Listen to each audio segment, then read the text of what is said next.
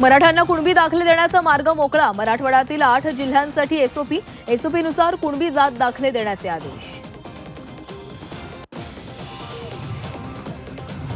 अंधेरी सबवेसाठी आता हिंदमाता पॅटर्न. 3 मोठ्या भूमिगत पाणी साठवण टाक्यांचा विचार. 500 कोटींच्या टाक्यांचा मनपाचा प्रस्ताव. अमित साटम यांनी घेतली मनपा अधिकाऱ्यांची भेट. राष्ट्रवादीचे उमेदवार विक्रम काकडेंकडे 153 कोटींहून अधिक मालमत्ता. प्रतिज्ञापत्रातून मालमत्तेची माहिती समोर. जय पवारांना 10 कोटी रुपये कर्ज दिल्याचंही नमूद.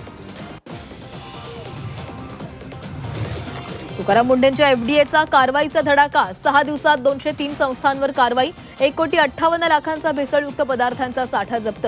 102 जणांना अटक.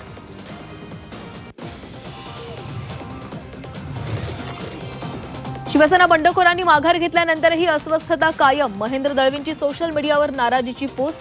तर फडणवीसांच्या भेटीनंतर अब्दुल सत्तारांची नाराजी दूर.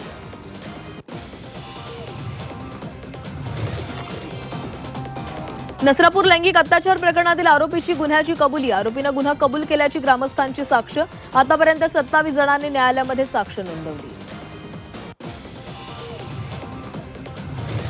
छत्रपती संभाजीनगरमध्ये 600 वर्षांच्या इतिहासाचा आणि सुफी परंपरेचा साक्षीदार असलेला वटवृक्ष कोसळला.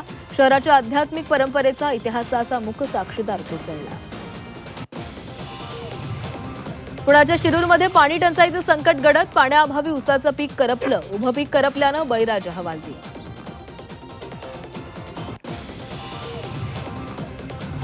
हवामान बदलामुळे देशामध्ये 90% पावसाचा अंदाज. एल निनोच्या प्रभावामुळे पावसाचं प्रमाण घटणार.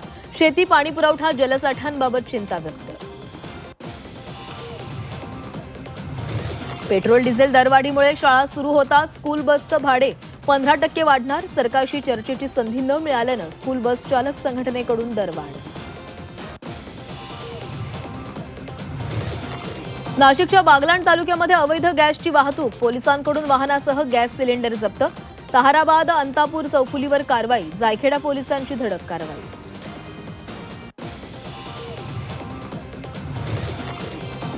वाशिममध्ये अवैध दारू अड्ड्यांवर कारवाई. 5 दिवसांमध्ये 78 ठिकाणी पोलिसांची छापेमारी. गावठी दारूसह 18 लाखांचा मुद्देमाल जप्त. पुणे इथं विषारी दारू प्यायल्यानं मृत्यू.